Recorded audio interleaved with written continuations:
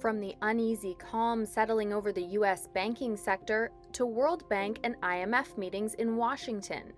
These are the business and finance stories to watch out for in the days to come. The banking sector will be tested as U.S. financials kick off their earnings season.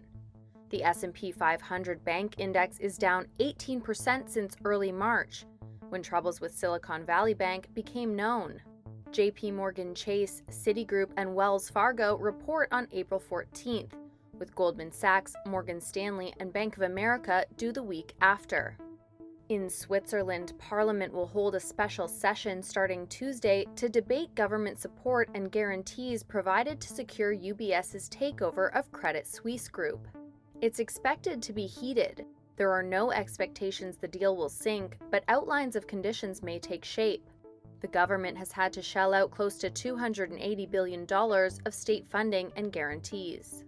After a decade under Haruhiko Kuroda, the Bank of Japan is getting a new governor, Kazuo Ueda.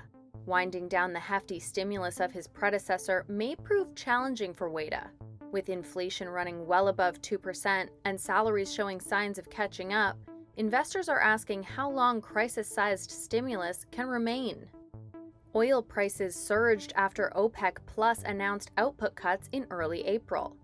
The big question is, will prices keep rising, feeding higher inflation, or settle to balance the production cuts in a lackluster global economy?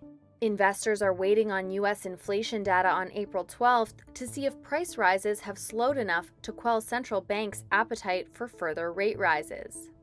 Policymakers and investors head to Washington for the World Bank and International Monetary Fund spring meetings starting Monday.